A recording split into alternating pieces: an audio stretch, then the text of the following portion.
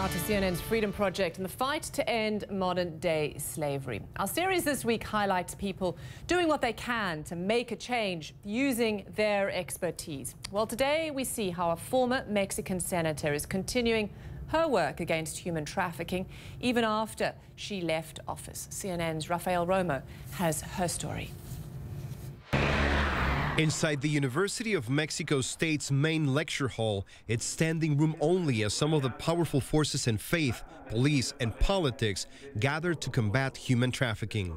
The trafficking of humans is the third most lucrative criminal activity in the world. But even as Mexico State's governor spoke about the urgent need to go after traffickers in his state of 16 million people, and a top official from the Vatican pleaded for people to offer care to the victims, one of the main organizers of the event, Rosy Orozco, was fielding calls from the stage. Her contacts in the national government claimed several senators were operating in secret, urgently making efforts to repeal the country's human trafficking law. There is politicians here and everywhere who are backing up, who are protecting the interests of the millionaires who earns money from trafficking. At one time, Orozco was herself a Mexican senator in 2012 when she helped author and pass the tough anti-trafficking law, which placed a heightened emphasis on protecting victims and prosecuting human traffickers. We have more than 1,000 people in jail. If the law goes back, a lot of those traffickers will go out of jail. For Orozco, this work is deeply personal. Orozco says she was first moved to act after hearing the story of a young girl who, unable to deal with the trauma of being forced into prostitution, took her own life. I remember I cried for a week and I couldn't stop. And I promised myself that I was going to do everything for that every victim that I was going to meet. 8 years later, as president of the Commission Against Human Trafficking in Mexico, Orozco has now worked with hundreds of victims. We started the first shelter in Mexico. There was none. There was no NGO who protected or helped victims in Mexico. To meet and to talk to a victim changed your life forever. Some of whom have become like family. Carla Jacinto, for example. La primera vez que alguien me tocó. The first time somebody touched me was horrendous, especially because it was an older man. Carla Jacinto is one of the most wonderful persons I have ever met. Carla was 12 years old when she was kidnapped and forced to sell her body to up to 30 men a day on average.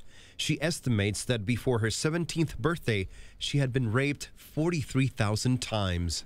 Me decía que si no hacía lo que... He said that if I didn't do what he was asking me, he would kill my mother and then my brother. Since day one, I always teach them, you are free to decide. But Orozco knows for every child like Carla who is rescued, there are hundreds more across Mexico in desperate need of help. Our goal is that we can open a shelter in each state. And that's for me the most important thing, to save each life and to make them feel that they are very valuable and they have a purpose of life that we all need. When fighting modern-day slavery, there are never enough hours in a day, never enough hands to help. But for Orozco, conferences like this are a step towards ending slavery, with more people coming into the fold. Politicians know that, they have to do something. So I think it's a good combination. NGOs, media, politicians that wants to do something. Each day, I just see that when I go to bed, I have advanced a little bit. In Mexico, we will end slavery and we will fly to freedom. Rafael Romo, CNN, Mexico. We'll join Richard Quest Thursday for a discussion about human trafficking, what's been done to dismantle the international networks behind it. Well, that's at Thursday at 9 p.m. in London, only on CNN. Well, that does it for us here. I'm Robin Kerner. Thanks for watching. The Circuit is up next.